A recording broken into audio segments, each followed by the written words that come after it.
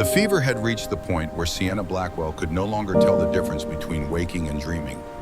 5 days without food, maybe 6. She had stopped counting after Ivy's birthday last week when she had pretended the single cupcake from the church donation box was too sweet for Mama, and watched her daughter's thin face light up with each careful bite. Now lying on a mattress so worn she could feel the wooden slats beneath, Sienna watched the ceiling crack, shift, and blur. The apartment building groaned around her, settling into its bones the way dying things do. 3 floors up in the worst part of Coeur d'Alene, where the buildings leaned against each other like drunks, stumbling home where the smell of desperation hung thick as morning fog off the lake. Her body had given up fighting 2 days ago. The pneumonia in her chest rattled with each shallow breath, and the fever painted everything in watercolor edges. Somewhere in the next room, Ivy was humming. 6 years old, and already she had learned to be quiet when Mama was sleeping. Already she had learned to lie about being hungry. Sienna's mind drifted to Wesley. Sweet Wesley with his carpenter's hands and his easy smile, who had built them a life from nothing and then left them with even less. The logging mill accident. The investigators said the equipment had been maintained properly. No one at fault, just bad luck. Just the kind of random cruelty that takes a father from his daughter and leaves a widow with a medical bill she could never pay. Then Garrett had come. Wesley's older brother, the lawyer from Missoula, with his pressed suits and cold eyes. The man who had smiled at Wesley's funeral and served Sienna with eviction papers a week later. The house was in the family trust, Garrett had explained, in that patient tone people use when they are being deliberately cruel. Wesley only had life estate. Now that he is gone, it reverts to the bloodline. That means me, not you. The life insurance, $50,000. Wesley had taken out the policy when Ivy was born, made Sienna the beneficiary, wanted to make sure his girls would be safe. Garrett had contested it in court, claimed some technicality about beneficiary designation, about family inheritance law, about things Sienna could not afford a lawyer to fight. 6 months of legal battles she could not win, and then the money was gone too. Into Garrett's pocket, into the Blackwell family accounts, anywhere but the hands of the woman raising Wesley's child. Sienna had tried. God, she had tried. Waitressing at the diner on Highway 95 until the pneumonia made her collapse mid-shift. Cleaning houses until the family stopped calling because she was too sick to show up reliably. Standing in line at the employment office, watching the caseworker's expression shift from sympathy to something colder as the weeks stretched into months. The apartment had been all she could afford. $300 a month for a room that barely qualified as livable, a shared bathroom down the hall, that never had hot water windows that let in the Idaho winter like they were made of paper. The landlord had stopped by yesterday, or maybe it was 2 days ago. Time was slippery now. First of the month tomorrow, Ms. Blackwell. I cannot carry you another week. She had nodded, knowing she had nothing to give him, knowing that tomorrow or the next day she and Ivy would be on the street. The humming stopped. Sienna tried to lift her head, but the room spun. Through the doorway, she could see Ivy's small silhouette standing perfectly still in a way that children only do when they are deciding something important. Mama, Ivy's voice was small, careful, the voice of a child who has learned not to wake the sick. I am here, baby. The words came out broken, punctuated by the wet rattle in Sienna's chest. Ivy moved closer. In the dim light filtering through the cracked window, Sienna could see how thin her daughter had become. The hollow places under her cheekbones, the way her wrists looked like bird bones. The purple shadows under eyes that should have been bright with childhood innocence. Mama, are you hungry? Ivy asked. The question was a knife. How many times had Sienna said no to that question, lying with a smile pretending she had already eaten, that she was not hungry, that Ivy should have the last of the bread, the last spoonful of peanut butter, the last crackers in the box. I am okay, sweetheart. I just need to rest. You have been resting for days now, and Mama. Ivy's voice dropped to a whisper. I know you have not eaten. I have been counting. It has been 5 days since you had any food. Maybe 6. Sienna's heart broke. Her 6-year-old daughter counting the days her mother had gone without food, keeping track of suffering that no child should have to witness. Mamas should not have to lie about food, Ivy said, her small chin trembling, but her voice steady, and little girls should not have to count the days their mamas go hungry. But here we are. The wisdom in those words, the awful, terrible understanding from someone who should have been worrying about dolls and playgrounds, not survival and starvation. I am sorry, baby. I am so sorry. I know, Mama. I know you are doing your best, but your best is not enough anymore, is it? You are too sick, and I am too small to help. Ivy sat on the edge of the mattress, her weight barely making a dent. So I am going to go outside for a little while. Okay, something in her daughter's tone made Sienna focus through the fever haze. Ivy, no, it is not safe. I will be careful. I will stay where people can see me. I need to do something. I cannot just sit here and watch you die, Mama. I cannot. Baby, please, stay here with me. But Ivy was already standing, already moving toward the door with a purpose that frightened Sienna more than anything else, because she recognized it. The set of those small shoulders, the determination in that thin frame. It was the same resolve Sienna had felt the first time she had walked into the church food bank, swallowing her pride to ask for help. Ivy, wait, the door closed softly, and Sienna, burning with fever and weak as water, could do nothing but lie there and pray to a God she was not sure listened anymore, that her daughter would come back safe. She did not know that Ivy had taken the wooden horse, the one Wesley had carved by hand from Montana pine, spending weeks in the garage after Ivy's third birthday, sanding and shaping until the grain showed through like muscle under skin. The one he had painted red and blue and gold, mixing the colors himself to get them just right. The one with the slight wobble in the back left leg because he had miscalculated the angle. But Ivy had said it made the horse special, made it look like it was dancing. This horse will always protect you, Princess, Wesley had said when he gave it to her the last birthday before the accident. Whenever you are scared, you just hold on to this and remember that Papa loves you.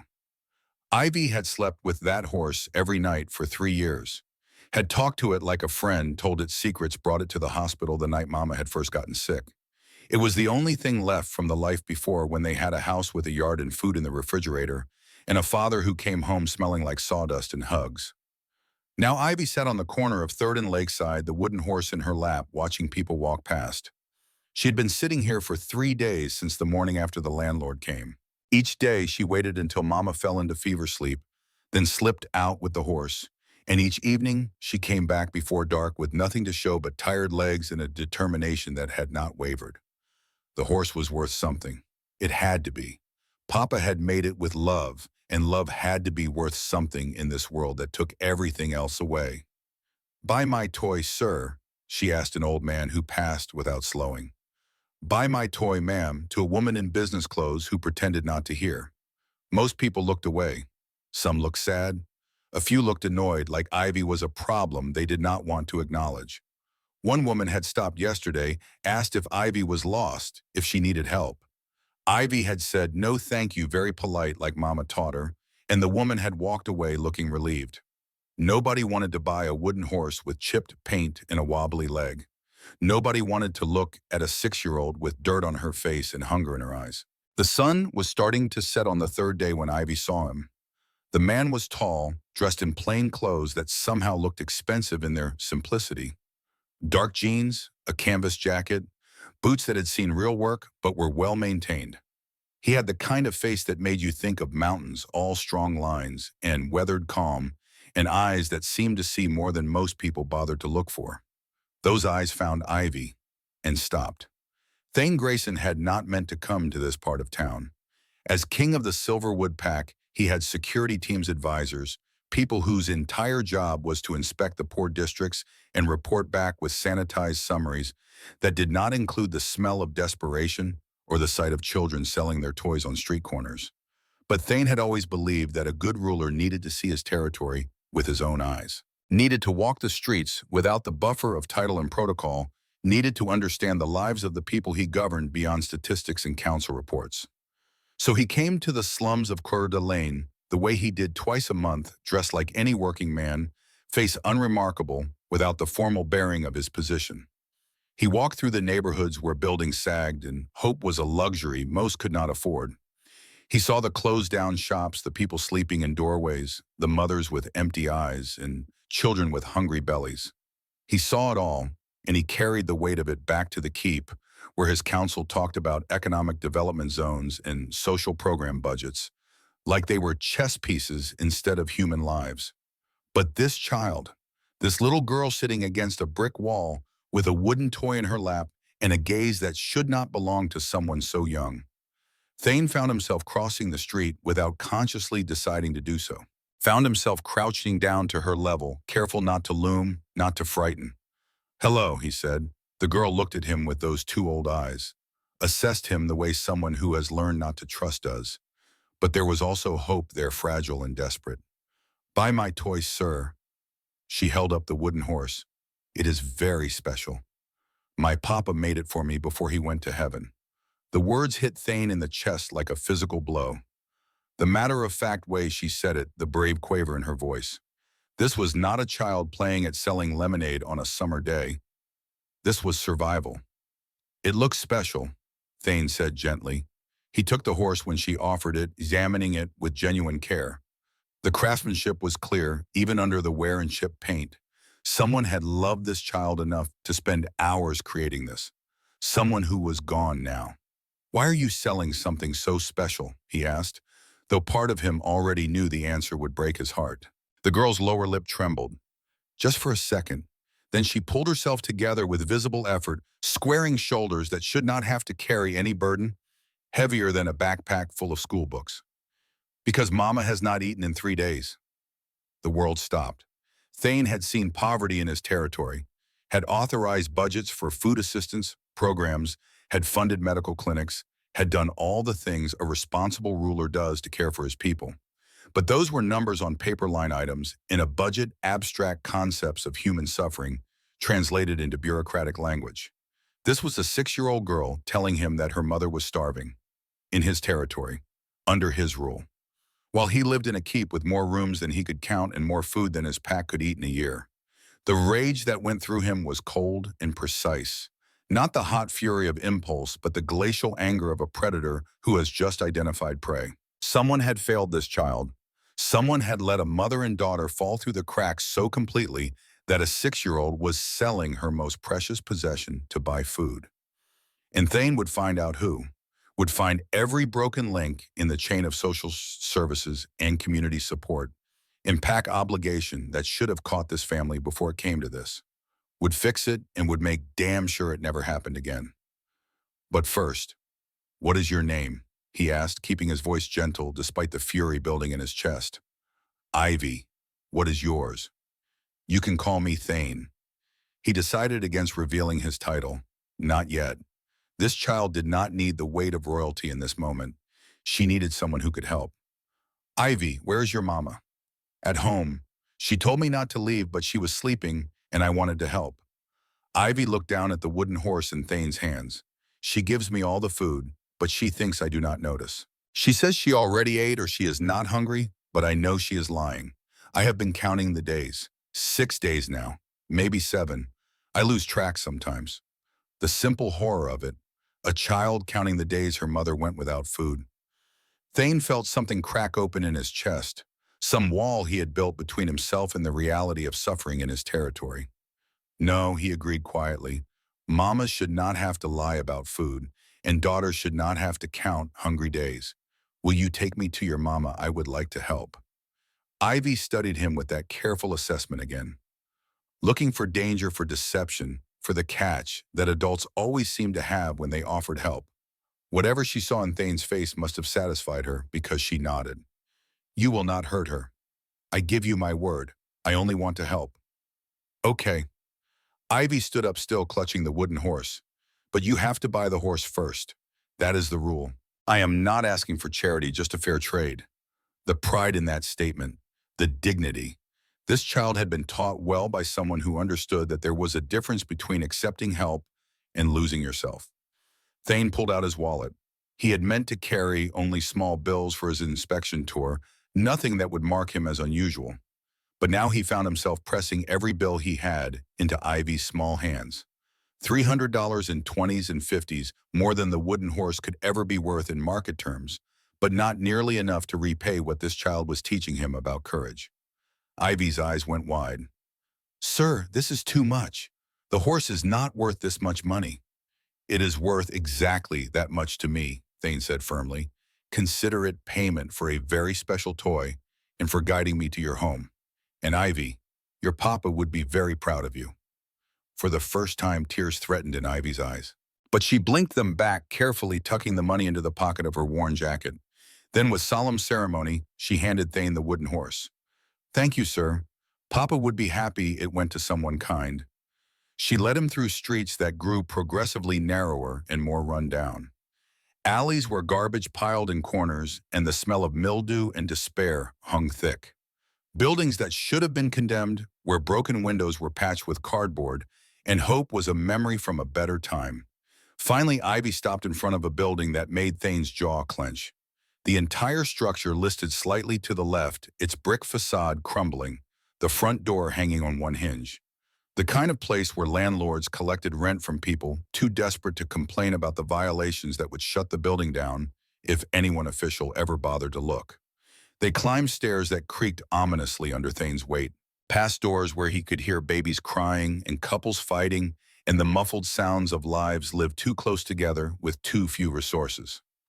Up to the third floor where Ivy pushed open a door that stuck in its frame. Mama, she called softly, I am home, and I brought someone who wants to help. The apartment beyond was barely larger than a prison cell. One room with a mattress on the floor, a card table with two folding chairs, and a hot plate that probably violated every safety code ever written. No bathroom visible, which meant shared facilities somewhere else in the building. No heat except for what might trickle up from the apartments below. No life except for what stubbornness and maternal love could sustain. And on the mattress covered with a blanket so threadbare, Thane could see through it was a woman. She was trying to sit up, her movements weak and uncoordinated. Her voice when she spoke was rough with fever and fear. Ivy, I told you not to leave. It is not safe. The words cut off as she saw Thane standing in the doorway, and the world shifted. The mate bond hit Thane like lightning through every nerve in his body. Recognition slammed into him with force that made his vision white out for a second, made his lichens surge to the surface so fast he had to grip the doorframe to keep from shifting right there. Mine. The word echoed through every cell, every instinct, every part of him that was wolf and king and male. Mine, mine, mine. This woman, this thin, fever-bright, desperately ill woman, struggling to push herself upright to protect her daughter from a stranger. This woman was his mate, his destined partner, the one he had been searching for through 15 years of political matches and noble introductions, and carefully vetted candidates who all failed to spark even a flicker of the recognition burning through him now. She was beautiful despite the ravages of illness. Dark hair that would be glossy if she were well-fed, falling limp around a face with delicate features and cheekbones too sharp from starvation. Eyes the color of amber and firelight, fever-bright, but fierce with protective instinct. A body too thin, collarbones prominent above the neckline of a worn t-shirt, but graceful even in weakness. And she was dying. Thane could see it in the pallor of her skin, hear it in the wet rattle of her breathing. Could smell the pneumonia in her lungs, the fever burning through her body, the starvation eating her from the inside out. His mate was dying in a slum in his own territory, too weak to stand with a child to protect, and clearly no resources to do so. The fury that had been building since Ivy's first words ignited into something primal. Someone would answer for this. Multiple someones, every person who should have helped this woman and her daughter and failed. Every social worker who missed this case, every aid organization that did not reach far enough, every member of his pack who let one of their own fall this far. But first he had to save her. Who are you? The woman's voice was sharp despite its weakness. She had pushed herself up to sitting, now though the effort cost her. Thane could see her trembling, could see the way she braced one hand on the mattress to keep from swaying. Ivy, what have you done? He bought Papa's horse, Mama. Ivy held up the money proudly, and Thane saw the woman's face crumble for just a second before she pulled herself together. Look how much he gave me. We can buy so much food now, and medicine for you. Ivy, no. The woman tried to stand, actually tried to get to her feet to, what? Fight him, protect her daughter from the stranger who had given her money. The maternal instinct was so strong it overrode the basic survival need to stay prone when your body was failing. We cannot accept charity from strangers. Return the money. She made it about halfway upright before her legs gave out. Thane moved without thinking, crossing the room in 3 strides to catch her before she hit the floor. His hands closed around her arms too thin he could feel every bone in the mate bond flared at the contact. The woman gasped. Her fever-bright eyes met his and he saw the confusion there, the fear, and underneath it all, the first stirring of the same recognition that was setting his world on fire. "What?" she breathed. "What is that?" "I will explain everything," Thane said, gently lowering her back to the mattress. "But first you need medical attention. When was the last time you ate? That is none of your concern." Even sick and starving, she had pride, had the kind of dignity that came from surviving when survival should have been impossible. "Please leave. We do not need your help." "Mama, please." Ivy knelt beside the mattress, her small hand finding her mother's. "You are sick. You need food and medicine. Why can you not just accept help?" "Because help always comes with a price, little one." The woman's eyes never left Thane's face. She was searching for something, trying to understand his angle, the cost that would come due. Men do not give something for nothing. The cynicism in that statement, the experience that taught her to distrust kindness. Thane felt his heart break a little more for what this woman had endured for the world that had taught her that generosity was always a trap. "Some men do," he said quietly, "and I am one of them. My name is Thane. I have resources that can help you. Medical care, food, a safe place to recover. No strings, no price. Just let me help." "Why?" Her voice was sharp despite her weakness. "Why would you care about 2 strangers?" "Because you are my mate," Thane thought. "Because I have searched for you for 15 years, and I just found you dying in a slum, and I will burn the whole world down before I let you slip away now." But he could not say that. Not yet. She would think he was insane, or worse, that it was an elaborate manipulation. "Because I have the means to help, and it would be wrong to walk away when I can do something," he said instead. "Because your daughter is brave and resourceful and should not have to sell her most precious possession to feed her mother. Because no one should have to go hungry." He watched the internal struggle play out on her face. Pride warring with desperate need. Suspicion fighting hope. Maternal instinct calculating the odds that he was genuine versus the risk of trusting him. "Mama," Ivy whispered, "I'm so tired, and you are so sick. Please just let him help us." And that finally was what broke her. Not Thane's words or his money or his promises, but Ivy's exhaustion, her daughter's desperate plea. "One meal," the woman said quietly. "You buy us one meal and then you leave. That is all I am asking." "One meal," Thane agreed, though he had absolutely no intention of leaving these two in this place. "May I know your name?" She hesitated. Giving her name felt like giving power. Thane could see that calculation in her eyes. But finally, exhaustion and fever won out over caution. Sienna Blackwell, and you have met Ivy."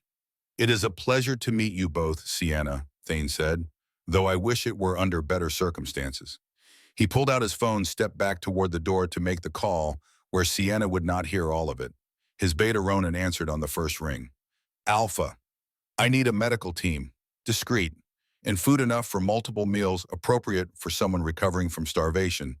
And Ronin, I need it now." "Understood. Location." Thane gave the address, then added, "And have Dr. Ashford standing by at the keep. I am bringing in a patient. Critical condition." "Alpha, what is going on?" "I found her, Ronin. I found my mate, and she is dying." The silence on the other end of the phone spoke volumes. Then, "I will have everything ready. 20 minutes." Thane ended the call and turned back to find Sienna watching him with suspicious eyes. "Who were you calling?" she asked. "A doctor, and people to bring food, like I promised." "That sounded like more than one meal."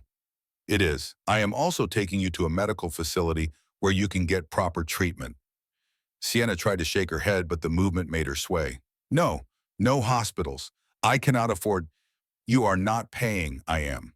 Thane kept his voice calm, reasonable. "Sienna, you have pneumonia. I can hear it in your breathing. Without treatment, you will die. Probably within a week. Is that what you want Ivy to watch?"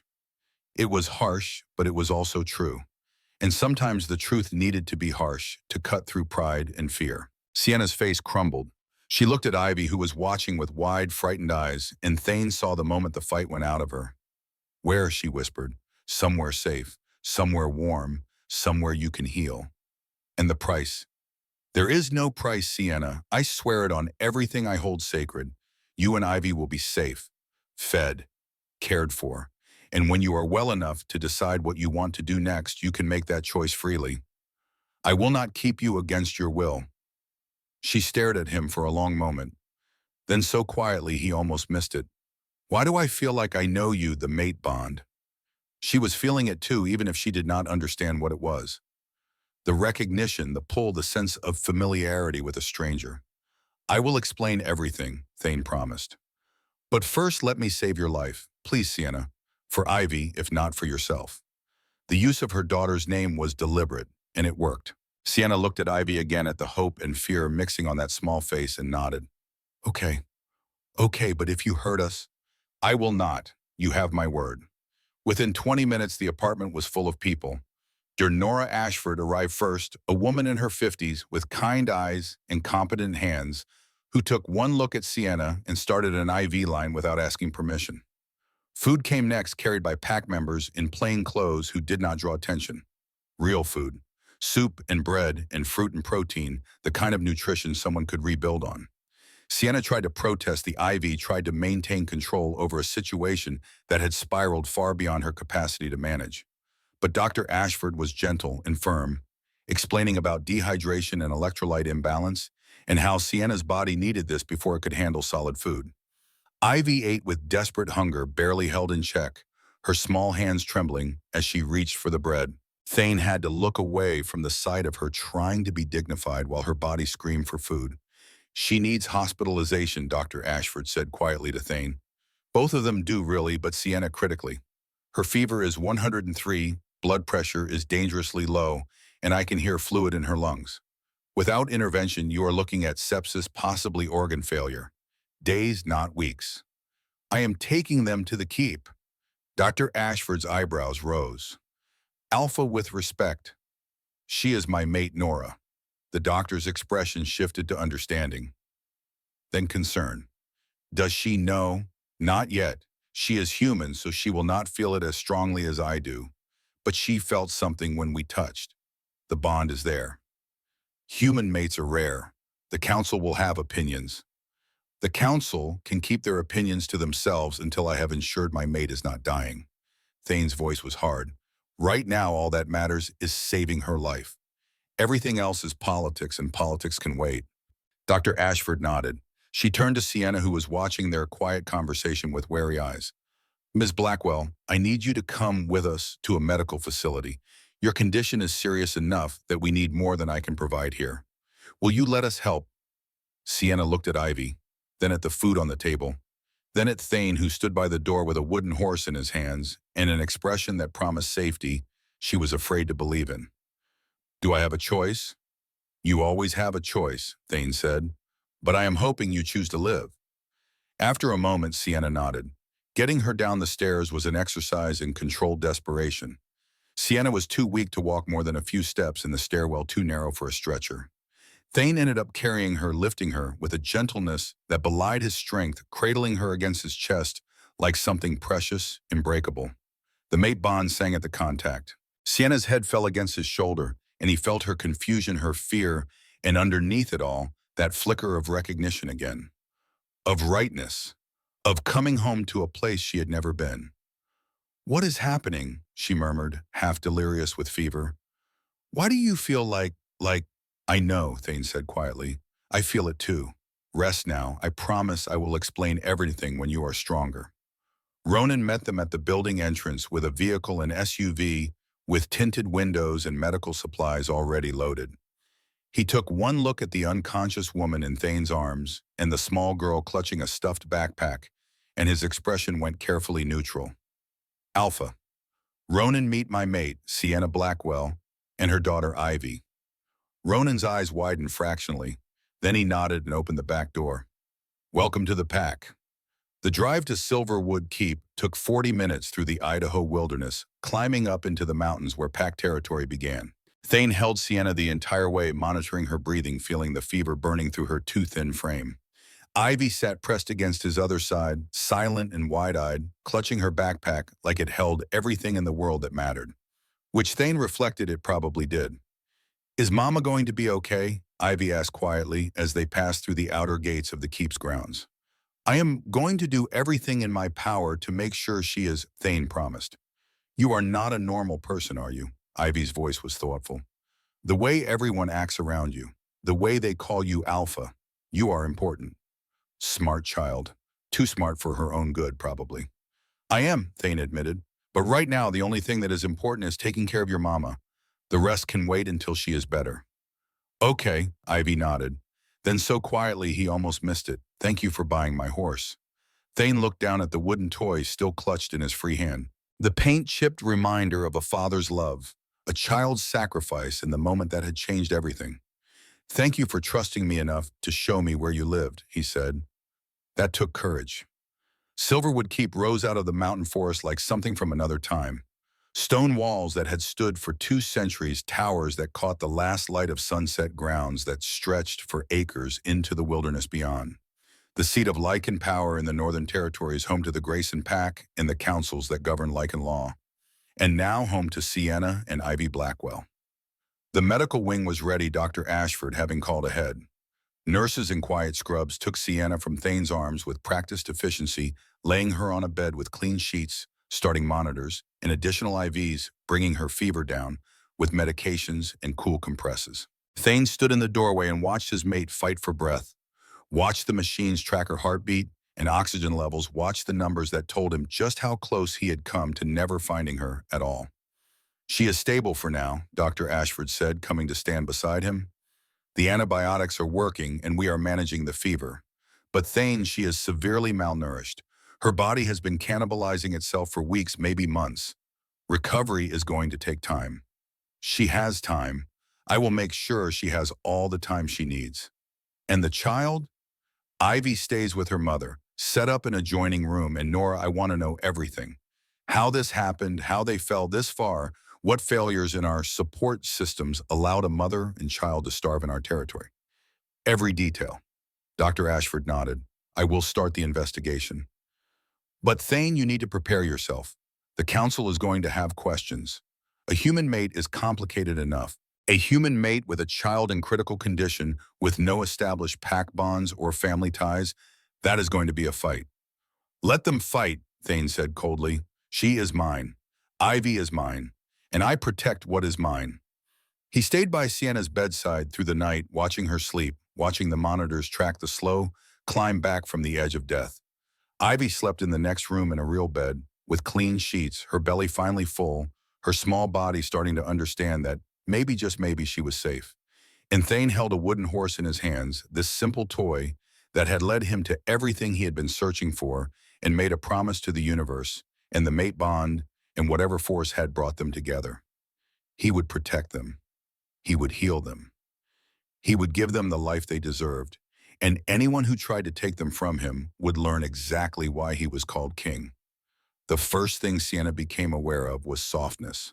Sheets that did not scratch a mattress that cradled, instead of punished warmth that came from somewhere other than fever. For a confused moment, she thought she was dreaming. Or dead. Heaven, maybe, if heaven cared about thread count in the absence of mildew smell. Then memory crashed back. Ivy selling the wooden horse. The stranger with mountain eyes. The impossible electricity when he touched her. Agreeing to leave the apartment because her daughter asked, because she was too weak to fight, because some part of her recognized that staying meant dying and leaving Ivy alone. Sienna's eyes snapped open. The room around her was not heaven. It was something equally impossible. High ceilings with exposed wooden beams. Windows that let in morning light filtered through tall pines. Medical equipment, yes, but the kind that belonged in a private suite, not a public hospital. Everything clean and warm, and so far removed from the mold-stained walls of her apartment that her brain struggled to process the transition. "You are awake." Sienna turned her head too quickly, and the room spun. But through the vertigo she saw him. Thane, sitting in a chair by the window looking like he had been there all night. He probably had been, she realized. There was something about the set of his shoulders, the careful way he moved as he stood, that spoke of a vigil kept through dark hours. "Where is Ivy?" The words came out rough, her throat raw from fever and medication. "Next room, still sleeping. Dr. Ashford checked her an hour ago. She is fine, Sienna, dehydrated and malnourished, but nothing that food and rest cannot fix." Thane moved closer to the bed but stopped a careful distance away, respecting her space. "How are you feeling?" "Like I died and woke up somewhere else." Sienna pushed herself to sitting, ignoring the protest of muscles that had been pushed beyond their limits for too long. "Where am I? Silverwood Keep, my home." "Your home?" Sienna looked around the room again, processing the implications. "You live in a castle in Idaho. The structure is 200 years old. My family has held this territory since before statehood." Thane's voice was calm, matter-of-fact. "Sienna, there are things I need to tell you. Things that are going to sound impossible. But I need you to listen with an open mind." Something in his tone made her wary. The same something that had made her skin electric when he touched her, that had made her feel like she knew him despite being a stranger. Sienna pulled the blanket tighter around herself, a futile gesture of protection. "I am listening. Do you know anything about lichens?" Of all the things Sienna had expected him to say, that was not on the list. She stared at him, waiting for the punchline. When it did not come, she laughed. The sound came out bitter and a little hysterical. "Lichens, like werewolves, from storybooks and bad movies." "Not from storybooks," Thane said quietly. "Real. We have existed alongside humans for as long as there have been humans to exist alongside. Most people do not know we are real, which is how we prefer it. But Sienna, I need you to know, because it is relevant to why you are here, to why I could not walk away from you and Ivy." "This is insane," Sienna said, but her voice wavered, because she was remembering the way people had reacted to him. The immediate deference, the way his beta Ronin that was his name had called him Alpha with a weight that suggested more than a title. "You are insane." "I am not, and I can prove it if you let me. But not here, not in a medical room with your daughter sleeping 20 feet away. When you are stronger, when you are ready, I will show you, and then we can talk about everything else." "Everything else?" Sienna repeated. "What else could there possibly be beyond you claiming to be a werewolf?" Thane's expression shifted, became something softer and more intense all at once. "Lichens have something called a mate bond. It is a connection to one specific person destined for us, our perfect partner. Some lichens never find their mates. They live their whole lives searching or settle for partnerships without that bond. I have been searching for 15 years. Sienna's heart started to beat faster. She knew where this was going. Knew it the way she had known, on some instinctive level, that this man was dangerous to her in ways that had nothing to do with physical harm. "Do not," she whispered. "I have to, because you deserve the truth." Thane took a step closer. "When I walked into your apartment and saw you when I touched you, the bond activated. You felt it too. I know you did. That recognition, that electricity, that is the mate bond, Sienna. You are my destined partner, the one I have been searching for my entire adult life." The room was too small suddenly, too warm. Sienna could not get enough air into her lungs, and for a panicked second she thought the pneumonia was back drowning her from the inside. But no, this was different. This was fear and confusion and something that felt dangerously like hope, all tangled together in her chest. "That is not possible," she managed. "I am nobody. I am a widow living in poverty with a 6-year-old daughter. I cannot be." "You are everything," Thane said, and the conviction in his voice was absolute. "You are strong and brave, and you fought to keep your daughter alive when the world gave you nothing to fight with. You are exactly who you are supposed to be. And I know this is overwhelming. I know you have no reason to trust me, no reason to believe any of this. But Sienna, I am asking you to give me a chance. Let me prove it to you. Stay here while you heal. Let me take care of you and Ivy. And when you are strong enough, you can decide what you want to do. No pressure, no obligations. Just a chance." Sienna wanted to say no, wanted to grab Ivy and run back to the apartment, back to the life she knew, even if that life was killing her. because this was too much, too fast, too impossible. But when she opened her mouth to refuse, what came out was, "Why do you feel familiar? Why do I feel like I should know you?" "The bond," Thane said softly. "Your soul recognizes mine even if your mind does not understand it yet. I do not believe in souls. You do not have to, not yet. Just believe that I will not hurt you, that I will keep you and Ivy safe. Can you do that?" Could she? Sienna looked at this man who claimed impossible things, who had appeared out of nowhere with money and medical care and promises of safety, who looked at her like she was something precious instead of something broken. She thought about Ivy sleeping in the next room with a full belly for the first time in weeks, about the clean sheets and the warm room, and the absence of fear that someone would bang on the door demanding rent she could not pay.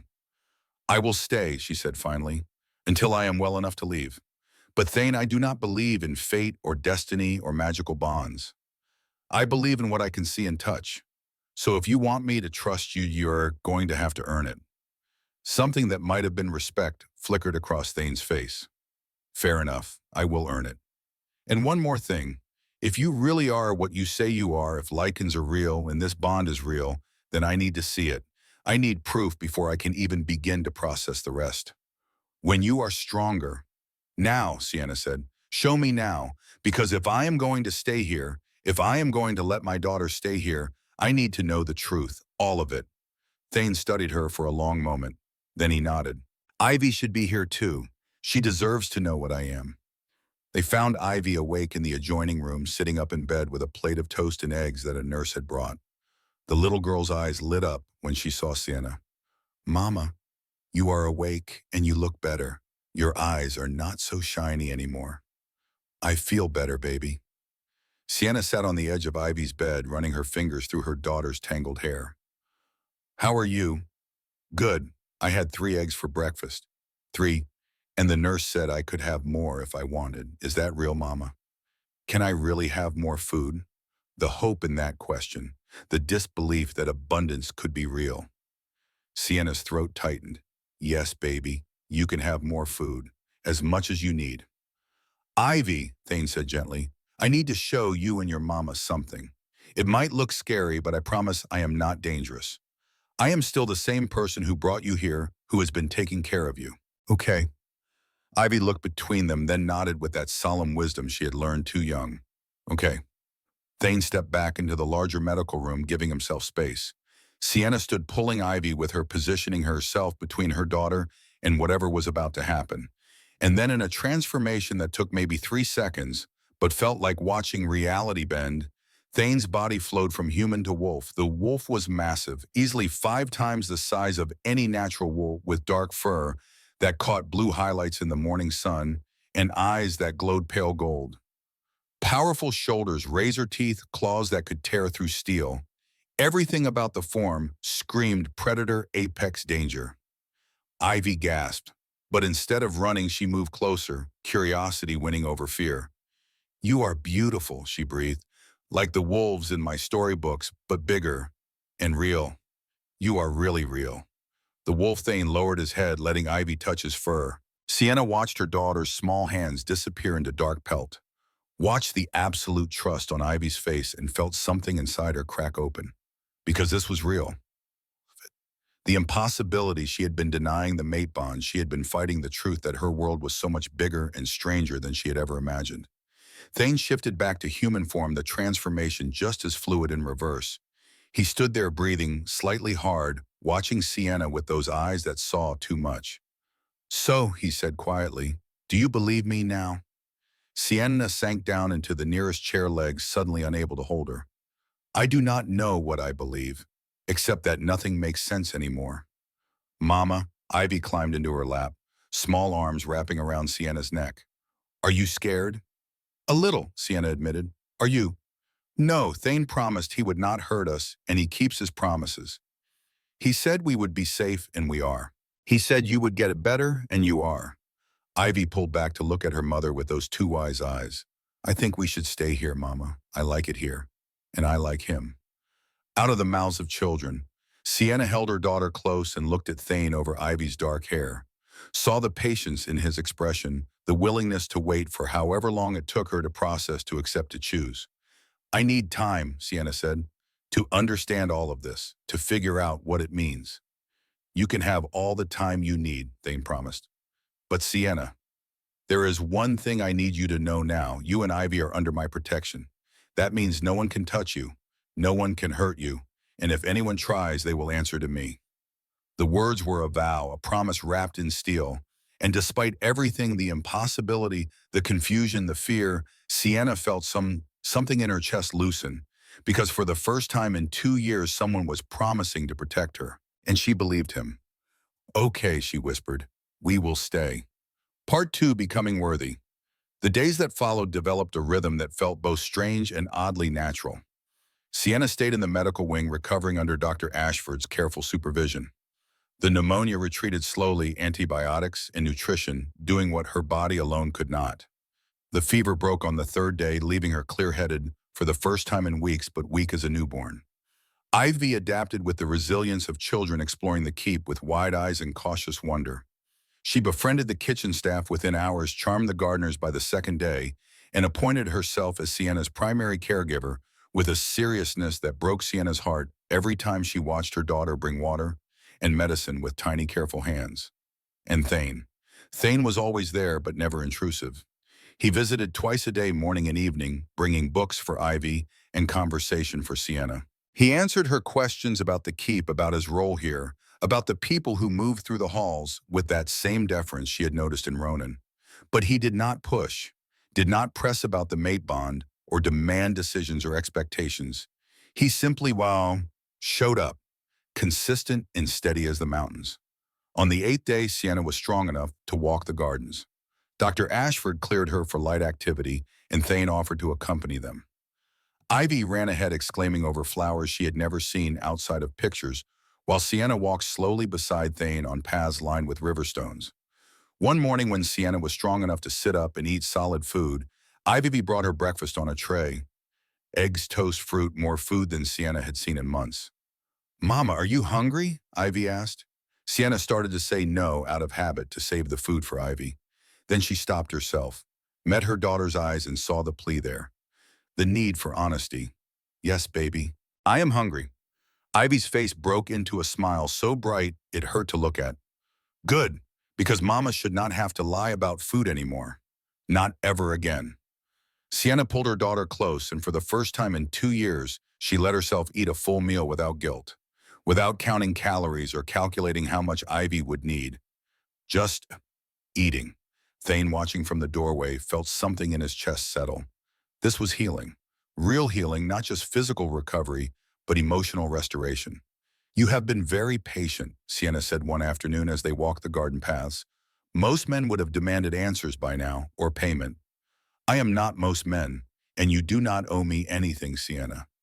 That electricity I felt when you touched me, the mate bond you called it, I still feel it. Every time you are near, it is like," she struggled for words, "like my body knows something my mind does not." That is exactly what it is. Your body recognizes the bond even though you are human and cannot sense it the way I can. Thane stopped walking, turned to face her. "The bond is there, Sienna. Whether you accept it or not, it exists, and it will keep pulling us together. What if I do not want to be pulled? Then I will let you go. The bond does not take away your choice. It just makes choosing harder." Thane's voice was quiet. "But I hope you give us a chance. Give me a chance to show you what we could be together." Before Sienna could respond, a commotion at the keep's main entrance drew their attention. Raised voices, the sound of an engine doors slamming. Thane's expression went carefully neutral in a way that made Sienna's instincts scream danger. "Sienna, I need you to take Ivy inside, now." "What is wrong? Please, trust me. Just go inside." But before Sienna could move, a man came striding around the corner of the keep. Tall, expensively dressed in a suit that screamed lawyer money with the kind of confidence that came from never being told no. He had Wesley's jawline, Wesley's coloring, but where Wesley had been warm, this man was ice. Sienna's blood turned to frozen static in her veins. "Garrett." Wesley's older brother stopped when he saw her, his expression cycling through surprise, disdain, and something calculating. "Sienna, how unexpected to find you here. Though I suppose I should not be surprised. You always did know how to land on your feet, or your back as the case may be. Thane moved between them so fast Sienna barely saw it, his body a wall between her and Garrett. You have 5 seconds to explain why you are on my territory before I have you removed. Forcibly. Garrett smiled. It did not reach his eyes. Thane Grayson, I presume. I am Garrett Blackwell, attorney at law. I am here on official business regarding my niece, Ivy Blackwell. Sienna felt the world tilt. No. Yes. Garrett pulled papers from his briefcase, offering them to Thane with practiced ease. These are custody filings with the Idaho Family Court. I am petitioning for full custody of Ivy on the grounds that her mother is unfit, unstable, and currently living with a man she barely knows in what can only be described as a highly inappropriate situation. You son of a... Sienna started forward, but Thane caught her arm. Let me handle this, he said quietly. Then to Garrett, on what grounds are you claiming unfitness? On the grounds that Ms. Blackwell allowed her daughter to live in squalor and near starvation for months. On the grounds that she has now moved into the home of a strange man, exposing Ivy to God knows what kind of environment. And Garrett's smile widened. After Wesley died, I gave Sienna space to grieve. I thought she would come back to the family when she was ready, that we could work together to raise Ivy properly. But when I learned she had taken Ivy and essentially disappeared from Coeur d'Alene entirely, I became concerned. It took months to track them down. And what I found was unconscionable. The lie was smooth, practiced. Sienna could see him already crafting the narrative for court, the concerned uncle who tried to help the unstable mother who ran away. You threw us out, Sienna said, her voice shaking with rage. You stole Wesley's life insurance. You left us with nothing. That is a matter of legal interpretation which the courts have already decided in my favor.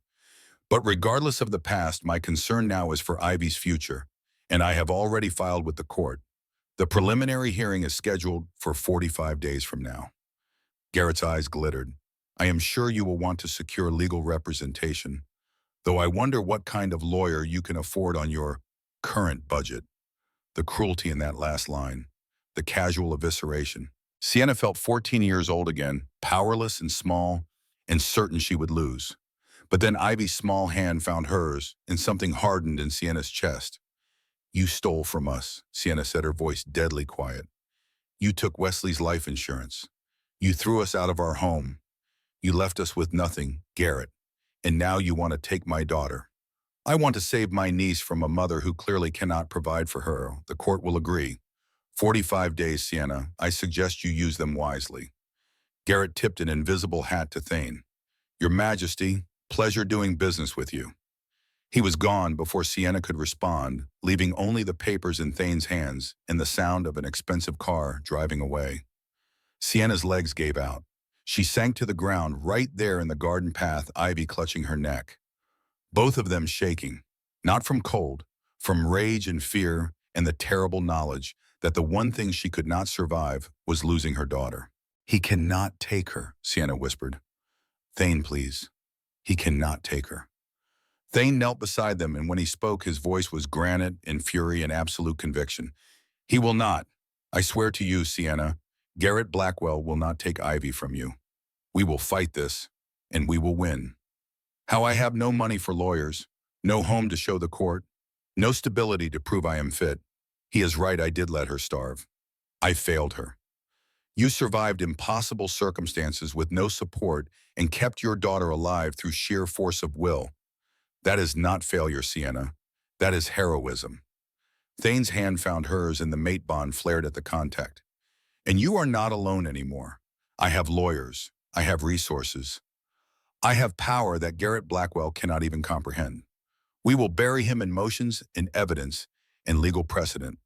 But Sienna, I need you to trust me. Can you do that? Sienna looked at him through tears she refused to let fall. Looked at this man who was still a stranger in so many ways, who claimed she was his destiny, who was offering to fight battles she had no hope of winning alone. I do not have a choice, she said. You always have a choice, but I am hoping you choose to let me help. Let me fight for you, for Ivy, for us. Us.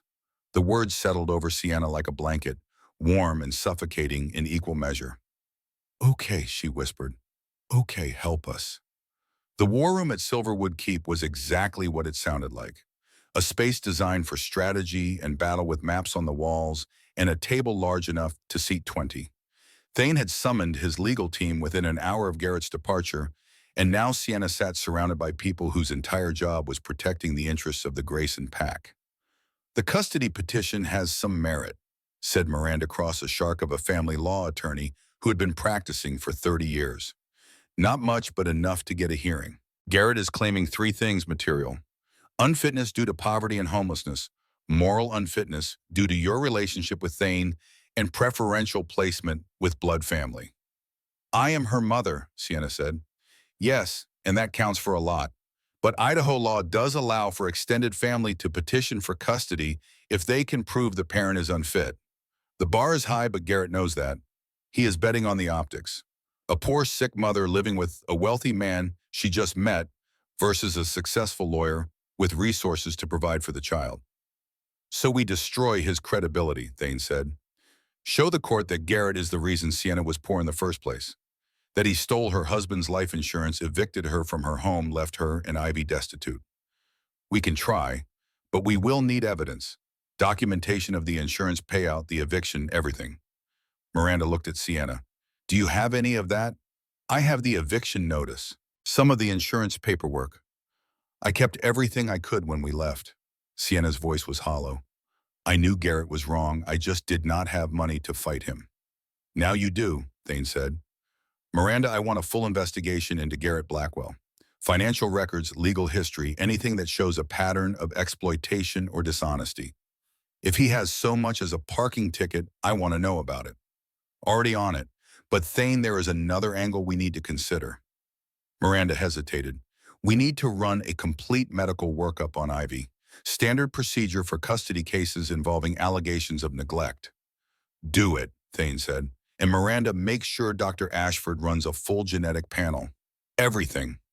Miranda's eyebrows rose, but she nodded.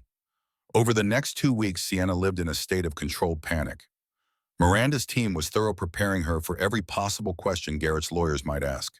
They rehearsed her testimony until Sienna could recite the timeline of events in her sleep.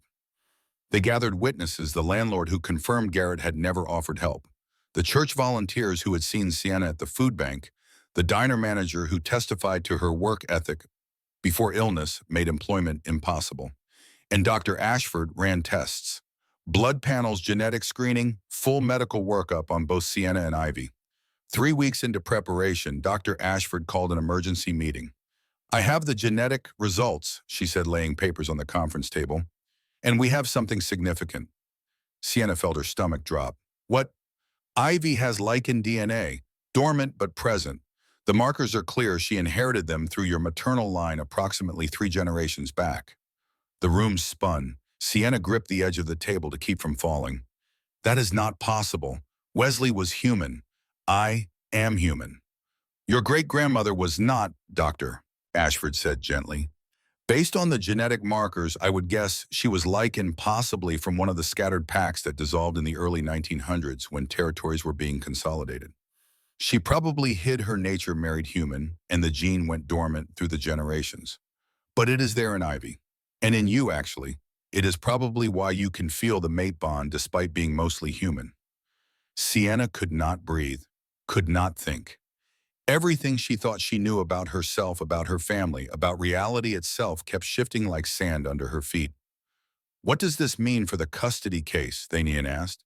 "It means we have a legal argument," Miranda said, and for the first time since this nightmare began, she smiled. "Under lichen sovereign law, which is recognized by Idaho State Code 45-1007, any child with lichen heritage requires supervision by a recognized pack alpha. Garrett cannot provide that. You can. So we use Ivy's biology to win." Sienna heard herself say it like someone else was speaking. "We tell the court my daughter is not fully human. We tell the court that Ivy has special needs that only a lichen pack can address," Miranda corrected. "But Sienna, we need to be strategic about this. If we reveal Ivy's heritage too early, Garrett will use it against you. Claim you are delusional, that we are making up genetic tests to support our case. We need to wait for the right moment." "When is the right moment?" "When he has committed himself in court to his version of events. when he has testified under oath about Ivy being fully human, about you being unstable. Then we introduce the genetic evidence and prove he is either ignorant of his niece's true nature or deliberately concealing it. Either way, it destroys his credibility. It was ruthless, clinical, exactly the kind of strategic thinking Sienna had never had access to before, and it terrified her how much she wanted to trust it. Over the following weeks, as the court date approached, Thane began working with Ivy, teaching her about her like and heritage, about what it meant, about the abilities she would have as she grew. It will hurt, the first time, Thane warned during their first training session. Sienna watched from the sidelines of the Keep's private training grounds. Your body is not used to the change, but Ivy, you are strong, and if you need to shift in court to prove who you are, you need to be able to control it. Ivy's first shift took 20 minutes of concentration and left her crying from the pain of bones, reshaping muscles, reforming. Sienna had to force herself not to run to her daughter, to let Thane guide her through it. But by the end of week 2, Ivy could shift in under a minute. By week 4, she could shift back with only minor discomfort. Good, Thane said after a particularly smooth transformation. Now remember, only if you absolutely have to. Shifting in front of humans is dangerous for all of us. It breaks the secrecy we have maintained for centuries. But if it comes down to losing you or exposing our nature, we choose you, every time. Ivy nodded seriously. I understand. Only if there is no other way. That is my girl. Sienna watched them together and felt the mate bond pulse warm in her chest. This man was teaching her daughter to be something Sienna barely understood, and yet she trusted him completely. When had that happened? When had Thane Grayson gone from stranger to necessity? The night before the custody hearing, Sienna could not sleep. She wandered the halls of the Keep, restless and anxious, until she found herself in the library. And there, sitting by the fireplace with a book he clearly was not reading, was Thane. Could not sleep either, he asked. Too many thoughts. Sienna sat in the chair across from him. Thane, what if we lose? What if the genetic evidence is not enough? What if Garrett finds a way to twist it to make it work in his favor? Then we appeal, and we keep fighting until we win. But what if, Sienna? Thane set down his book and leaned forward. I need you to listen to me.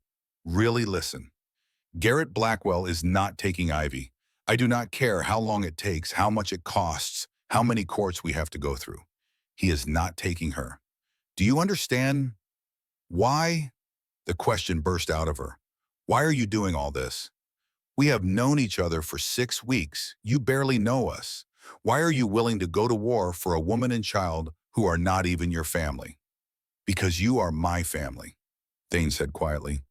The mate bond makes you my family. And even if it did not, even if there was no bond, I would still fight for you. Because it is right.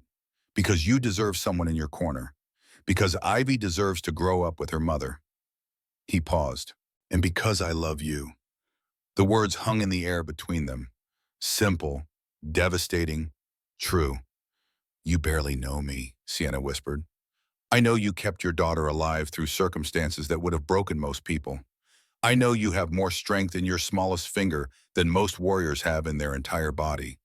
I know you would rather than give up on the people you love. Thane's voice was steady. I know everything that matters, Sienna, and I love you. I need you to know that before we walk into that courthouse tomorrow. Whatever happens, that does not change. Sienna could not speak, could not breathe. This man who had saved her life was sitting here telling her he loved her, and she did not know what to do with that. Did not know how to accept it or return it or even believe it was real. I do not know how to love you back, she said finally. Not yet. Wesley was the last person I loved, and losing him nearly destroyed me. I do not know if I can risk that again. Then do not love me yet. Just let me love you. Let me fight for you tomorrow. And maybe someday when you are ready, you can love me too. Thane stood and offered his hand. Come on, you need to rest. Tomorrow is going to be a long day. Sienna took his hand, felt the mate bond sing at the contact, and let him walk her back to her room. At the door, she turned back. Thane, thank you for everything. Always, he said, and meant it. The Idaho 3rd District Court was exactly as sterile and bureaucratic as Sienna remembered from her previous losing battle with the Garrett over the insurance money. Fluorescent lights, institutional carpet.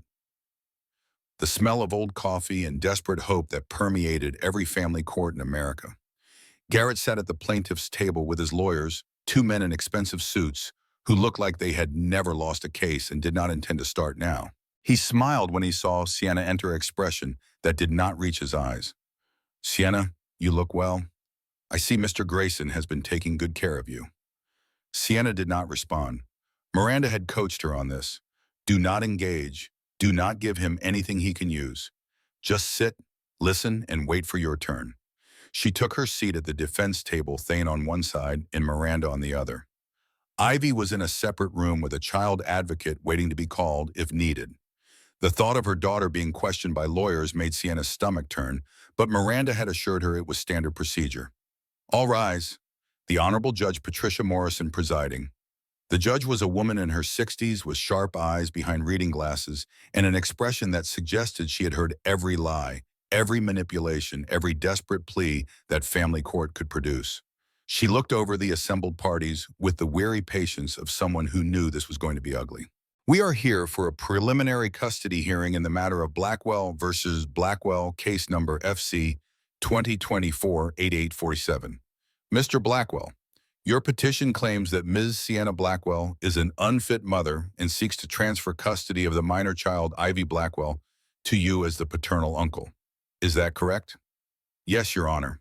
Garrett's lawyer stood.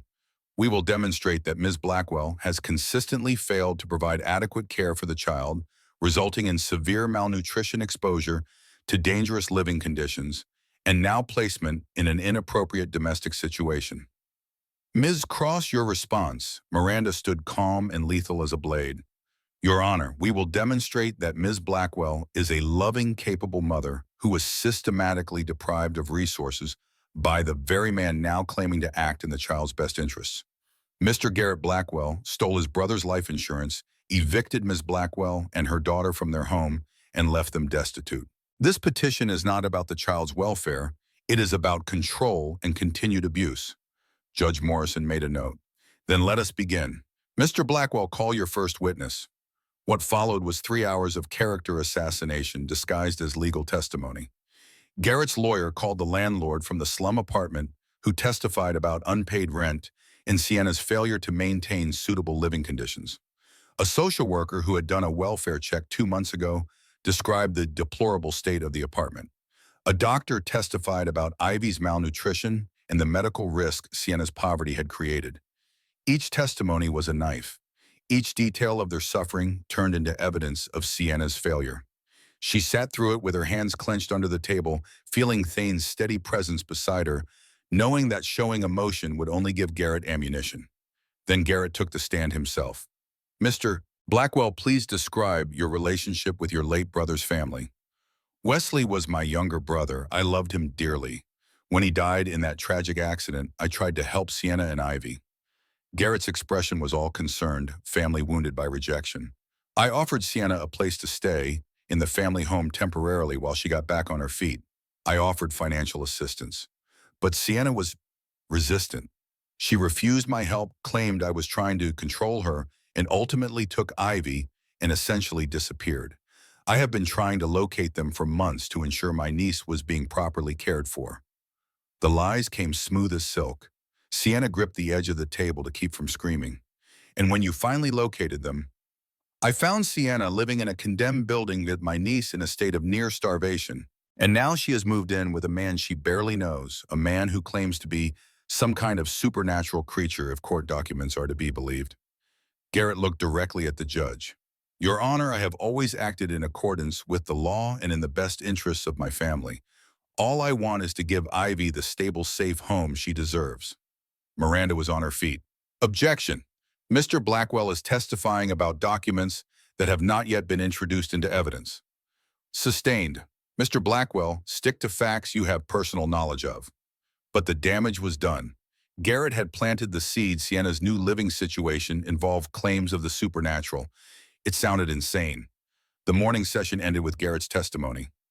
During the lunch recess, Sienna sat in the courthouse conference room with her head in her hands. He is winning, she said. The judge thinks I am crazy. The judge thinks you are a mother who has been through hell, Miranda corrected. And we have not presented our case yet. Sienna, I need you to hold it together for a few more hours. Can you do that? I do not know. Yes, you do. You held it together through 6 days of starvation. You can hold it together through one afternoon of testimony. When they reconvened, Miranda called Dr. Ashford. The doctor took the stand with the calm competence of someone who had testified in court many times before. She established her credentials: 30 years as a physician, specializing in family medicine and trauma care. And then Miranda got to the point. Dr. Ashford, you treated Sienna and Ivy Blackwell when they were brought to Silverwood Keep. Can you describe their condition? Sienna was in critical condition: pneumonia, severe malnutrition, dehydration, fever of 103 degrees. Without immediate intervention, she would have died within a week. Ivy was better off, but only because Sienna had been giving the child all available food. Ivy was dehydrated and underweight, but not critically ill. Dr. Ashford's voice was clinical, but her eyes were compassionate. What struck me most was the evidence of long-term deprivation. This was not acute poverty. This was months, possibly years of insufficient nutrition and medical care. In your medical opinion, was this neglect on Ms. Blackwell's part? Absolutely not. Ms. Blackwell was clearly sacrificing her own health to keep her daughter fed. The pattern of malnutrition, worse in the mother than the child, is classic for a parent in extreme poverty doing everything possible to protect their child. This was not neglect. This was heroism under impossible circumstances. Garrett's lawyer objected, but Judge Morrison overruled it. Dr. Ashford, Miranda continued, did you run blood work on Ivy Blackwell as part of her medical intake? Yes, initial panels were standard checking for anemia, infection, malnutrition markers. But when I saw unusual cellular markers in her white blood cell morphology, I ran a specialized genetic panel. And what did you find? Ivy has genetic markers consistent with lichen heritage, specifically dormant lichen DNA inherited through her mother's maternal line approximately 3 generations back. The courtroom erupted. Garrett's lawyers were on their feet objecting, demanding to know what kind of pseudoscience this was. Judge Morrison banged her gavel, calling for order. Ms. Cross, what is the relevance of this testimony? Your Honor, under Idaho State Code 452107, lichen sovereign law is recognized for matters pertaining to individuals with verified lichen heritage. If Ivy Blackwell has lichen DNA, she falls under dual jurisdiction, human and lichen. That means this court must consider lichen law in any custody determination. This is absurd, Garrett's lawyer sputtered. Lichens are mythology folklore. This is a transparent attempt to... He did not get to finish the sentence. Because Ivy walked into the courtroom, the child advocate had brought her at Judge Morrison's earlier order that she might need to be interviewed. But no one had expected this. Ivy walked past the gallery, past the lawyers' tables, directly to where Garrett sat with his smug expression and his expensive suit. Her small face was set with determination. She looked at her mother, and Sienna saw the question in her eyes. Is this the only way Sienna wanted to say no? Wanted to protect her daughter from having to expose herself. But they had prepared for this, had practiced. And in the end, the choice was Ivy's. Sienna nodded, and Ivy shifted. It was not as smooth as her practices with Thane. Her face contorted with pain for a few seconds, her small body trembling with the effort of forcing bones and muscles into a shape they did not naturally hold. But Ivy had practiced for this, had prepared for the moment when she would need to prove what she was. One moment a 6-year-old girl in a blue dress, the next a wolf pup smaller than in training, the stress making the shift incomplete but unmistakably not human. Gray gold fur, glowing eyes, teeth, and claws that no human child should possess. The courtroom descended into chaos. Spectators screamed. Garrett fell backward out of his chair, his face gray with shock. The bailiff reached for his weapon before Judge Morrison's voice cut through the panic. Everyone sit down now. The authority in her voice was absolute. People sat. The bailiff's hand left his gun, and Ivy, still in wolf form, padded over to Sienna and shifted back to human, climbing into her mother's lap like nothing extraordinary had happened. I told you, Mama, Ivy said quietly. I told you I would not let Garrett take me. Judge Morrison removed her glasses, cleaned them with deliberate care, and put them back on. Then she looked at Dr. Ashford, still on the witness stand. Doctor, was that real? Yes, Your Honor. And this lichen law you mentioned is actually codified in Idaho state law. It is, Your Honor, Section 452107, enacted in 1891 as part of the territorial agreements with indigenous lichen populations. Most people have forgotten it exists, but it has never been repealed. The judge made a note, a long note. Then she looked at Garrett, who was slowly getting back into his chair, his face still ashen. Mr. Blackwell, did you know your niece was lichen? No, that is impossible. Wesley was human. Sienna is human. This is some kind of trick. It is not a trick, Mr. Blackwell, and it changes the jurisdictional question of this case significantly. Judge Morrison turned to Miranda. Ms. Cross, I am going to need to see the documentation of this statute, and I am going to need time to research its applicability. I have copies of the statute for the court, Your Honor. And I should note that under lichen sovereign law, any child with verified lichen heritage requires supervision by a recognized alpha. Mr. Blackwell cannot provide that. Thane Grayson can. Your Honor, Garrett's lawyer found his voice, though it shook. My client cannot possibly be expected to accept that werewolves are real based on one incident that could be explained by Mr. Blackwell. Judge Morrison's voice was ice. I just watched a child transform into a wolf in my courtroom. I do not care what your client's expectations are. I care about the law and the best interests of the child.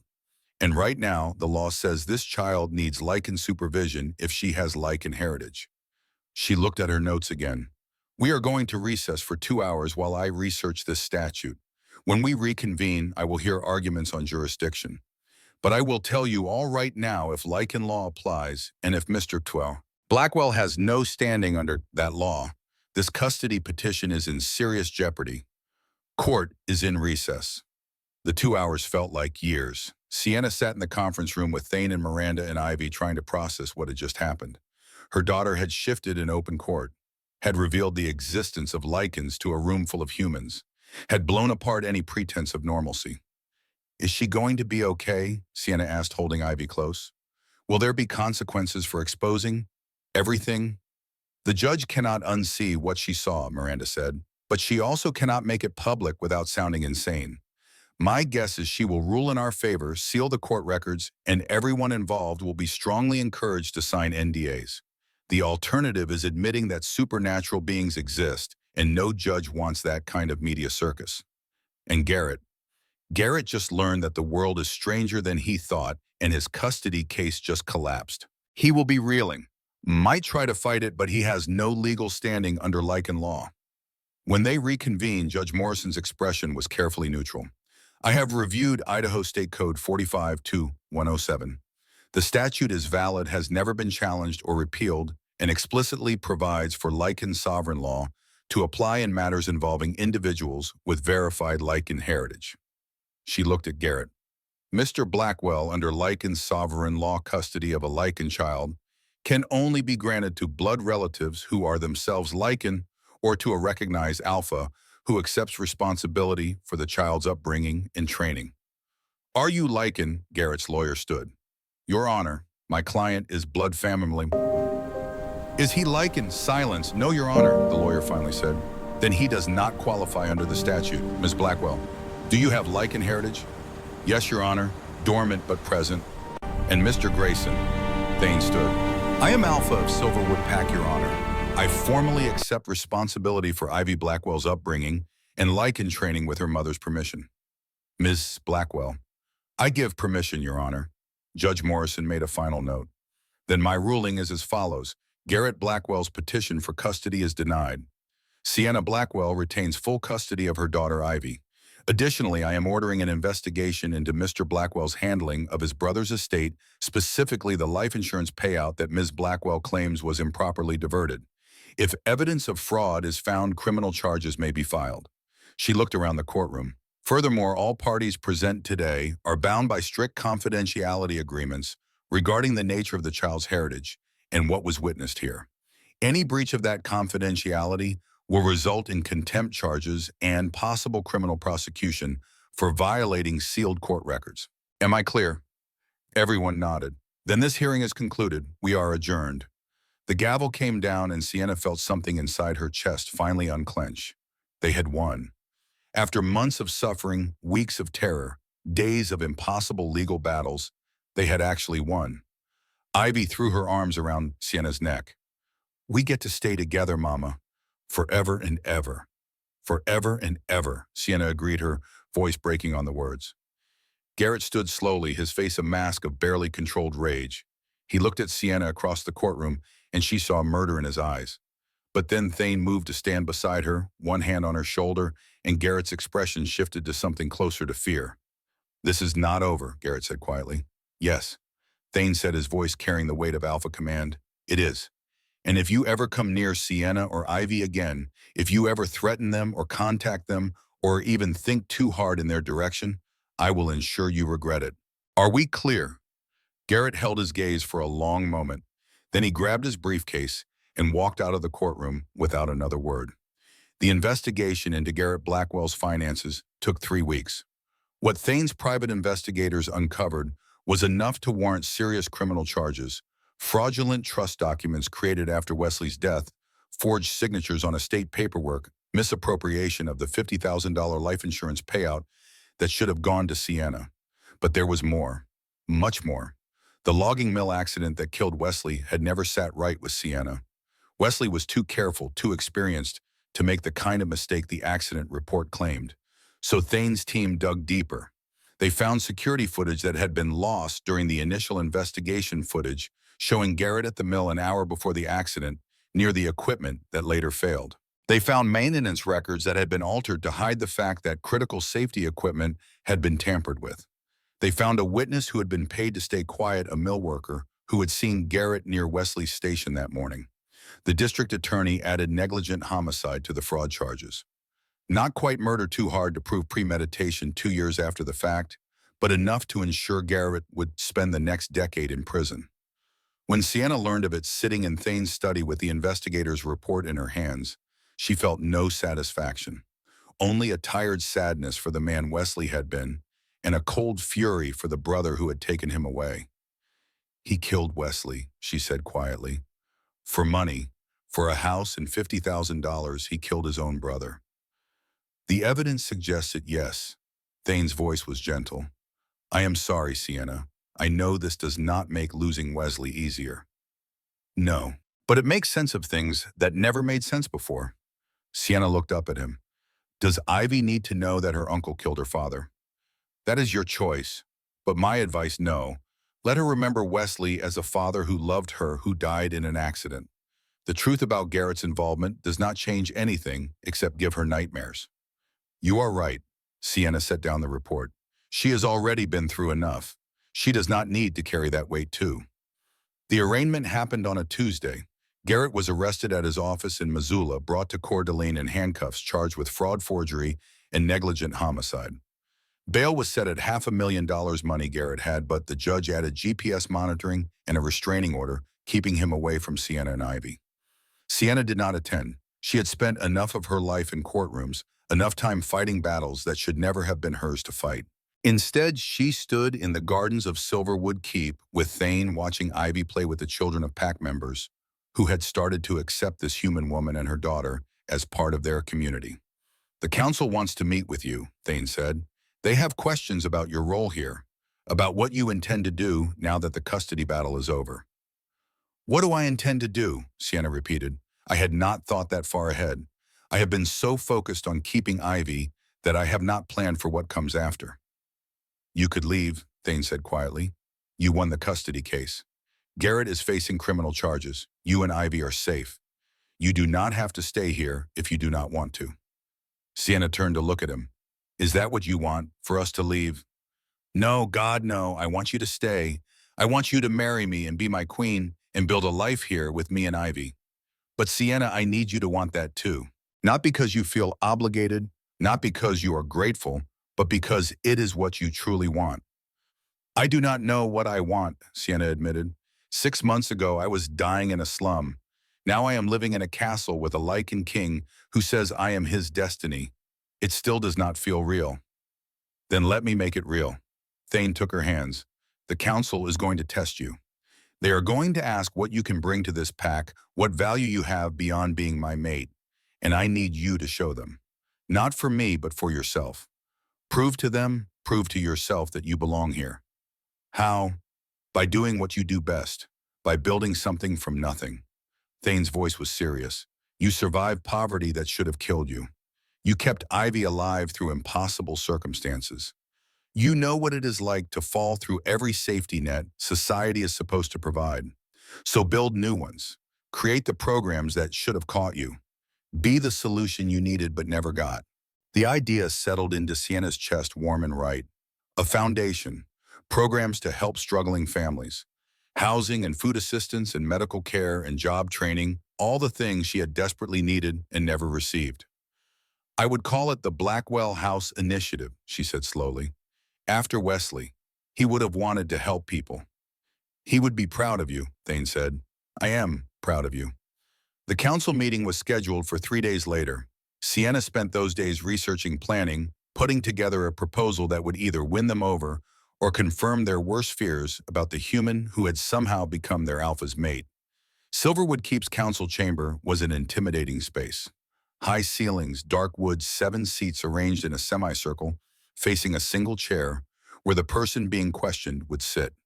Thane's mother, Meredith Grayson, sat at the center, flanked by 6 other elders who held the concentrated power of pack law and tradition. Sienna sat in that single chair and met their eyes without flinching. Ms. Blackwell, Meredith began, thank you for coming. We have questions about your intentions regarding your relationship with my son and your place in this pack. Ask your questions. I will answer honestly. Very well. You are human. You will age and die while Thane remains young for decades. You bring no pack alliances, no political connections, no resources beyond yourself. Why should we accept you as our alpha's mate and future queen? The same question Meredith had asked before at the trial of strength. But this time Sienna had an answer that went beyond speeches about survival and love. You should not accept me based on what I am, Sienna said. You should accept me based on what I will do. I am proposing the Blackwell House Initiative, a comprehensive support program for families in poverty throughout PAC territory and beyond. She stood and walked to the table, spreading out her proposal documents. Emergency housing for families facing homelessness. 20 apartments initially expandable to 50. Job training programs focused on skills that are actually in demand. Medical clinics offering free care to uninsured families. Childcare so parents can work or pursue education. And mentorship programs pairing successful PAC members with families trying to climb out of poverty. Meredith picked up the proposal, scanning the numbers. This would cost millions. The PAC has millions. I have reviewed the financial statements Thane provided. You have resources sitting unused while families in your territory starve.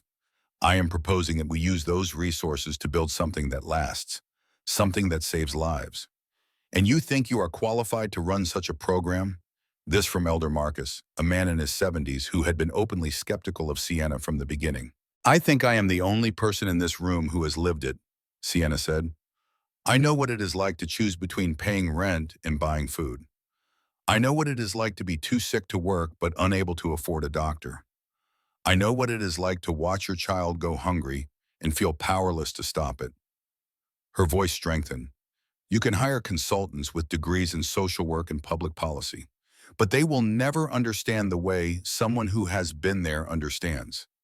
I can build programs that actually work because I know exactly where the existing systems fail. And what do you want in return? Elder Claire asked. Surely you do not propose to do all this work out of pure altruism. I want you to accept me as Thane's mate, not because of the book, but because I have earned my place through service to this pack. I want you to judge me by my actions, not my species or my background. Sienna met Meredith's eyes. Give me 60 days. Let me build the first Blackwell house, open it, and show you what I can do. If after 60 days you still think I am unworthy, I will step aside. But if I succeed, you accept me fully. No more tests, no more questions about my humanity. I will have proven myself. The council members exchanged glances. Meredith set down the proposal. This is unprecedented. We do not typically allow trials of this nature. You also do not typically have human mates for your alpha, Sienna countered.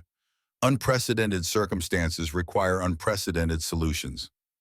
Meredith's lips quirked in something that might have been a smile. 60 days, but Ms. Blackwell, I will be watching. And if this initiative fails, or if you use PAC resources irresponsibly, the consequences will be severe. I understand. Then you have our provisional acceptance. Prove yourself worthy and we will formalize your position as queen. The work began the next day.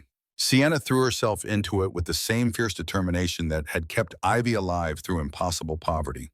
She assembled a team packed members with construction skills, social workers who understood the system's medical professionals willing to volunteer time. She found a building in Coeur d'Alene 4 blocks from the slum apartment where she had almost died. An old warehouse abandoned for years but structurally sound. With packed resources and volunteer labor, they could convert it. The first week was planning. Architectural drawings, permit applications, budget projections. Sienna learned to navigate bureaucracy with the same survival skills she had developed, navigating poverty, patience, persistence, and the ability to find loopholes. The second week construction began, and Sienna was there every day, not just supervising, but working, hauling materials, painting walls, installing fixtures. Her hands blistered, her back ached, but she refused to quit. PAC members who had been skeptical started to respect her. This was not some pampered human playing at charity. This was someone who understood work, who was not afraid to get dirty, who would not ask anyone to do something she would not do herself. By week 4, the building was taking shape. 20 family apartments, each with a small kitchen and bathroom, a communal area with computers for job searching, and a children's play space, a medical clinic staffed by Dr. Ashford and 2 other PAC doctors, a job training center with courses in welding coding, medical assistance, and other skills that local employers actually needed. Week 5, Sienna started outreach. She went back to the slums where she had lived, talked to struggling families, spread the word that help was available. Some people were suspicious, too good to be true, but others were desperate enough to hope. Week 6, she held interviews, not judgment sessions, but conversations. She asked families what they needed, what barriers kept them from stability, what support would actually help, and she built the programs around their answers. By the end of week 7, Blackwell House was ready. The opening ceremony was small. Sienna had wanted it that way. No press, no politicians, no photo opportunities. Just her and Thane, the PAC members, who had helped build it, and the first family moving in. A single mother named Rachel with 2 children, recently evicted, facing the same desperate choices Sienna had faced. "This is for you," Sienna said, handing Rachel the keys to apartment 201. "No rent for the first 3 months while you get on your feet. Job training and medical care included. Childcare Monday through Friday so you can work or take classes. And when you are stable, when you have rebuilt your life, we ask that you help the next family. Pay it forward. That is the only price." Rachel started crying. "I do not know what to say. Thank you does not seem like enough. Thank you is plenty. Just promise me you will never give up. No matter how hard it gets, you keep fighting for your kids." "Okay. I promise. I swear I promise." Sienna watched the family walk into their new apartment, clean and safe and warm, and felt something inside her finally settle. This was what she was meant to do. Not just survive, but build. Not just endure, but create something that would last beyond her own suffering. "You did it," Thane said, coming to stand beside her. "By 8 weeks from proposal to reality, you built something real." "We did it," Sienna corrected. "I could not have done this without PAC resources, without your support." "The resources were always there. You just gave them purpose." Thane's hand found hers. "The council voted this morning, unanimously in your favor. They want to formalize your acceptance as my mate and future queen." Sienna turned to look at him. "Already they said 60 days. You completed the project in 53, came in under budget, exceeded every benchmark you set. Elder Marcus said, and I quote, 'If that woman can build a functional social program in 8 weeks, she can handle being queen.' High praise from someone who barely tolerated me 2 months ago. You earned it." Thane pulled her close. "Sienna, I need to ask you something, and I need you to answer honestly, not because you feel obligated. Okay? Do you want this? Not just the work, not just helping people, but all of it. Being my mate, being queen, building a life here with me and Ivy. Is this what you want, or are you just going along with it because you do not see another option?" Sienna thought about the woman she had been 6 months ago, dying in a slum, selling her daughter's toy horse, too broken to imagine a future beyond the next meal. She thought about everything that had happened since the mate bond, the custody battle, learning about lichens and heritage and impossible things. She thought about Thane's patience, his steady presence, the way he had fought for her without ever trying to own her. And she thought about the feeling in her chest when she looked at him, warm and solid and terrifying in its intensity. I am afraid, she said honestly. I am afraid of losing you the way I lost Wesley. I am afraid of failing as queen. I am afraid the council will decide I am not enough after all. But Thane, despite all that fear, when I imagine my future, you are in it. You and Ivy and this pack and the work we are building together. That is what I want. Not because I am trapped or obligated, but because, for the first time since Wesley died, I want something beyond just survival. I want a life with you. Thane's smile was like sunrise. Then marry me. Be my mate, my queen, my partner in everything. Let me spend the rest of our lives proving that choosing me was the right decision. Yes, Sienna said, yes, I will marry you. The council formalized their acceptance 3 days later. Meredith presided over the ceremony, her expression softer than Sienna had ever seen it. The council has reviewed Sienna Blackwell's work over the past 8 weeks, Meredith announced. We have seen her dedication, her competence, and her genuine care for the well-being of pack members and humans alike. We have also witnessed her courage in the face of legal battles and personal attacks. It is the council's unanimous decision to accept Sienna Blackwell as the Alpha's mate and future queen of Silverwood Pack. She stepped down from her seat and approached Sienna, pulling her into an embrace. You earned this, Meredith murmured, not through my son's choice, but through your own actions. Welcome to the family, daughter. The word daughter hit Sienna harder than she expected. She had not had family since Wesley died, had not had someone older and wiser to lean on, and now Thane's mother was claiming her, accepting her, calling her daughter. Thank you, Sienna whispered. I will not let you down. I know you will not. You are too stubborn to fail. Meredith pulled back with a smile. Now let us discuss your wedding. I have been waiting 15 years to plan my son's wedding, and I intend to enjoy every moment. The wedding took place 6 weeks later on a clear October day, with the mountains painted gold and red by autumn. It was smaller than a royal wedding should have been, just the Silverwood Pack, a few human friends who had been brought into the secret, and the families from Blackwell House who wanted to celebrate the woman who had given them hope. Ivy was the flower girl carrying the wooden horse instead of flowers. She took her job seriously, walking down the aisle with perfect solemnity before breaking into a grin when she reached Thane. Do not mess this up, Papa Thane, she whispered loudly, drawing laughs from the assembled guests. I will do my best not to, Thane whispered back. Sienna wore a simple white dress, nothing fancy or elaborate. She had never been the kind of woman who dreamed of princess weddings and elaborate ceremonies. What mattered was the man waiting for her at the altar, the daughter standing beside him, the pack accepting her as one of their own. Meredith officiated, speaking the old vows that predated written language, promises that bound souls and futures. Do you, Thane Grayson, take this woman as your mate, to stand beside her in strength and in weakness, in joy and in sorrow, to honor her choices and protect her freedom, to love her until the mountains wear down to dust? I do. And do you, Sienna Blackwell, take this man as your mate, to stand beside him in leadership and in service, to share his burdens and his victories, to honor his nature while maintaining your own, to love him until the stars go dark? Sienna looked at Thane, saw the man who had saved her life, who had fought for her daughter, who had given her a chance to be more than a survivor, saw her future and her choice in the beginning of something she had never thought she would have again. I do. Then by the power vested in me by pack law and the old ways, I declare you bonded mates. Thane, you may kiss your queen. When they kissed, the mate bond flared so bright that even the human guests could see it, golden light that wrapped around them like a blessing. And Ivy, watching with the wooden horse clutched to her chest, whispered, Papa Wesley would be happy. I think he sent Thane to us. The reception was held in the keep's great hall. Sienna danced with Thane, then with Meredith, then with Ivy, who insisted on standing on her feet and being twirled around until she was dizzy with laughter. Elder Marcus approached her near the end of the evening.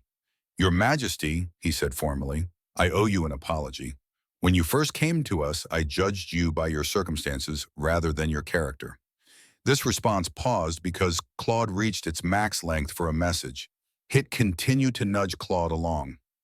I saw a poor human woman and assumed you would be weak, but you have proven yourself 10 times over. The pack is fortunate to have you. Thank you, Elder Marcus. That means more than you know. I also wanted to tell you that 3 more families moved into Blackwell House this week, and we have received inquiries from neighboring territories about replicating the program. You have started something significant, Sienna. Do not underestimate the impact you are having. After he walked away, Sienna stood at the edge of the hall and watched her new family celebrate, her daughter dancing with pack children who treated her like she had always been one of them. Her husband, her mate, talking with pack leaders about expansion plans for the foundation. Her mother-in-law coordinating the serving staff with the efficiency of someone who had been running events for decades. This was hers. All of it. Not because she had been given it, but because she had earned it. Your Majesty, a pack member, approached one of the construction workers who had helped build Blackwell House. There is someone at the door asking for you. A woman with a young daughter. Says she heard about the housing program. Sienna excused herself from the reception and went to the keep's entrance. A young woman stood there holding a girl maybe 7 years old. The woman had the hollow-eyed look of someone who had not slept in days, and the child clutched a handmade doll with desperate care. Can I help you? Sienna asked gently. I am sorry to bother you, especially during a celebration. I heard about Blackwell House, about the housing program. But when I went there, they said there is a waiting list, and I do not know if we can wait that long. The woman's voice shook. My daughter wanted to try to sell her doll, to buy food. I told her it was not necessary, but she insisted on coming here. The girl stepped forward, holding out the doll. Buy my toy, ma'am. It is very special. My grandma made it before she went to heaven. And just like that, Sienna was transported back 6 months.